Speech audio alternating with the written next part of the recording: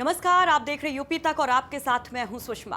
आज पीएम मोदी जब काशी पहुंचे तो सवाल ये उठा कि काशी का ये दौरा, पीएम का इस बार का ये दौरा क्यों खास है। यूं तो जब से वो सांसद बने हैं 7 सालों में 27वां ये दौरा था, यानी वो आते जाते रहते हैं अपने संसदीय क्षेत्र में, लोगों से मुखातिब भी होते रहते हैं। लेकिन इस बार चर्चा जोरों पर है। चर्चा इसलिए है कि अभी से बीजेपी के चुनावी समर का शंखनाद हो गया। कुछ महीने बाद भले ही चुनाव यहां पर होने हो, लेकिन पूर्वांचल को साधने के लिए मोदी का ये दौरा बहुत महत्वपूर्ण है। कैसे महत्वपूर्ण है वो आपको समझाएंगे, एक एक पॉइंट्स आपको विस्तार से बताएंगे। लेकिन उसके पहले एक अहम जानकारी ये कि जैसा हम कह ही रहे हैं कि कुछ ही वक्त बाद चुनाव होना है विधानसभा का, तो उस पर यूपी किसका है ये हमने एक महा कवरेज शुरू कर दिया है, जिसमें आपको तमाम सियासी खबरें भी देंगे, उस पर विस्तार से रिपोर्ट भी दिखाएंगे और साथ साथ उसकी डीप एनालिसिस भी होगी, उसके होने के मतलब और उसका असर कहां तक जाएगा, उन चीजों को भी समझाएंगे। तो चलिए अब असर की बात करते हैं कि जब मोदी काशी पहुंचते हैं सौगातों का पिटारा लेकर, जब 200 से ज्यादा योजनाओं का शिलान्यास करते हैं, जब 78 से ज्यादा योजनाओं का उद्घाटन करते हैं, यानी कि यहां खुशियों की बात कही जाती है, बहुत सारे तोहफे सौगातों की बात कही जाती है, तो इस बार का दौरा इन सब के बीच में खास क्यों हो जाता है। अब इसको पॉइंट टू पॉइंट समझते हैं। पहले तो आप ये देखिए कि कैसे एक इमोशनल कनेक्ट करने की कोशिश पीएम मोदी की तरफ से अपने संसदीय क्षेत्र में की गई, क्योंकि कहा जाता है कि काशी एक ऐसी जगह है जो सांस्कृतिक विरासत तो है ही, साथ साथ यहाँ से राजनीतिक केंद्र भी बनता है। यहाँ के गली नुक्कड़ चौराहों पर, यहाँ तक कि यहाँ की लस्सी की जो दुकानें हैं या पान की जो पनवाड़ियों की दुकानें हैं, वहाँ पर भी आपको सियासी चर्चाएं मिल जाएंगी। बहुत ज्यादा लोग पॉलिटिकली एक्टिव होते हैं और यहीं से विस्तार होता है इस राजनीतिक चर्चा का पूरे पूर्वांचल में। सबसे अहम विधानसभा चुनाव के मद्देनजर कैसे, उसको ऐसे समझिए कि 33% विधानसभा की सीटें पूर्वांचल से आती हैं। यहां पर टोटल 164 विधानसभा सीटें मानी जाती हैं और जो 2017 में अप्रत्याशित जीत बीजेपी को मिली थी, 312 खुद बीजेपी की और सहयोगियों को मिलाकर 325, उसमें पूर्वांचल ने एक बहुत बड़ा शेयर दिया था। 115 सीटें पूर्वांचल से बीजेपी को मिली थी।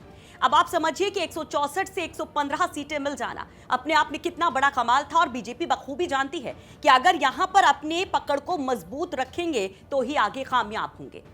दूसरी सबसे अहम बात, जो पिछला चुनाव था भले ही उसमें बीजेपी ने एक बहुत बड़ी लीड ली थी, 115 सीटों पर जीत दर्ज की थी, लेकिन 2017 के विधानसभा चुनाव में कई जिले ऐसे भी थे जहां पर समाजवादी पार्टी से या तो बहुत बड़ी टक्कर मिली थी, वहां समाजवादी पार्टी बीजेपी के सामने एकदम नेक टू नेक खड़ी थी, या फिर बीजेपी को परास्त भी होना पड़ा था। तो इस बार बखूबी बीजेपी इस चीज को समझ रही है कि समाजवादी पार्टी की भी निगाहें पूर्वांचल पर हैं, तो इस चीज को भी ध्यान में रखकर पूरा पूर्वांचल पर पूरा फोकस किया जा रहा है अभी से। तीसरी अहम बात है पंचायत चुनाव के नतीजे। पंचायत सदस्यों के चुनाव के जो नतीजे आए थे उस पर आपने देखा कि कैसे समाजवादी पार्टी एक बड़ी लीड में नजर आती है। अध्यक्ष के चुनाव में भले ही बीजेपी 65 प्लस नजर आती है, लेकिन पूर्वांचल में उसे बहुत कुछ ज्यादा नहीं मिल पाता।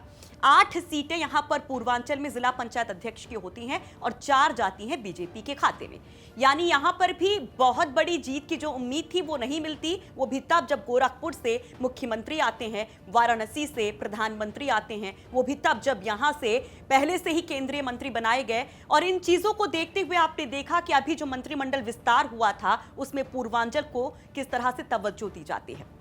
पहले से ही राजनाथ सिंह थे, हालांकि राजनाथ सिंह वहां से सांसद नहीं है, लेकिन उनकी जन्म की बात करें या पढ़ाई की बात करें तो वो खाटी पूर्वांचली हैं। प्रधानमंत्री वहां से सांसद हैं, वो तो हैं ही। इसके साथ साथ चंदौली से महेंद्रनाथ पांडे वहां मंत्रिमंडल में होते हैं, लेकिन 2 और चेहरों को एंट्री दी जाती है पूर्वांचल से, यानी 7 सांसद जो यूपी से भेजे जाते हैं उसमें 2 पूर्वांचल से होते हैं। महाराजगंज से पंकज चौधरी और मिर्जापुर से सहयोगी पार्टी की सांसद अनुप्रिया पटेल। तो कुल मिलाकर अगर पूरी तस्वीर आप मंत्रिमंडल की देखेंगे तो प्रधानमंत्री को लेकर 5-5 मंत्री वहां पर हैं। तो आप यहां से भी समझ सकते हैं कि पूर्वांचल कितना खास यूपी के लिए हो जाता है। अच्छा, इसको 2024 के लिहाज से भी आप देखिए कि ये तो 2022 के समर की हम बात कर रहे थे, लेकिन ये फोकस, ये दौरा 24 के लिहाज से भी बेहद खास है। इसको ऐसे देखिए कि टोटल 26 लोकसभा सीटें यहां से होती हैं। 2014 में जब 73 सीटें बीजेपी को मिल जाती हैं अपने सहयोगियों के साथ, तो उसमें से 24 सीटें पूर्वांचल से मिलती हैं। लेकिन 17 के चुनाव के बाद जो एक बड़ी जीत होती है, 19 में जब हम आते हैं, लोकसभा चुनाव की स्थितियों को देखते हैं, तो वहां वो ग्राफ गिरता नजर आता है। 26 में से 17 सीटें ही बीजेपी को मिलती हैं। सहयोगियों की 2 सीटें मिला दें, मिर्जापुर की जैसा हमने बात की अनुप्रिया पटेल की, और जो बाकी और सहयोगी हैं उनको अगर मिला देते हैं तो भी ये 19 पर आकर टिकता है। यानी कहीं ना कहीं ये ग्राफ गिरा है, और ये जो ग्राफ गिरा है ये बीजेपी को चिंता में जरूर डालता है। और इन सब के बीच में कोरोना फैक्टर, जो कोरोना काल की स्थिति रही, देखा आपने कि कैसे वाराणसी को लेकर कई सवाल उठे, प्रयागराज में कैसे रेत के नीचे ये कहा गया कि सैकड़ों हजारों शव दफन हैं, और इसको लेकर ना केवल विरोधी हमलावर होते हैं, ना केवल देश की मीडिया में चर्चा होती, बल्कि अंतर्राष्ट्रीय मीडिया में भी इसको लेकर चर्चा होती है। तो इस लिहाज से भी मुश्किल बीजेपी के सामने है, चाहे आप ना करें, नुकुर करें, बखूबी इसे बीजेपी संगठन और खुद प्रधानमंत्री मोदी समझते हैं। और इसलिए सबसे पहले पूर्वांचल से इस चुनावी समर का शंखनाद किया जा रहा है। और इस दौरान इसीलिए अपना अब तक का जो काम रहा है, चाहे वो बतौर प्रधानमंत्री रहा हो, या एक सांसद रहा हो, या फिर एक मुख्यमंत्री के तौर पर योगी आदित्यनाथ का काम रहा हो, उन तमाम चीजों को विस्तार से बताया जाता है कि कैसे पूर्वांचल का कायापलट हुआ, तो इस डबल इंजन सरकार की वजह से, और आगे के संकल्पों को दोहराया जाता है। तो क्यों ये दौरा खास रहा, उसको समझाने की हमने कोशिश की, और क्यों पूर्वांचल बीजेपी के लिए बहुत खास है, वो भी बताने की कोशिश की। उम्मीद करते हैं कि आपको ये रिपोर्ट पसंद आई होगी। कमेंट जरूर करिए, और एक वादा हमारा भी कि कोई भी पॉलिटिकल खबर आपसे छूटने नहीं देंगे, और ना केवल खबर बताएंगे कि कौन आया, कौन गया, किसने क्या कहा, बल्कि उसके मायने भी समझाएंगे। आप देखते रहिए यूपी तक।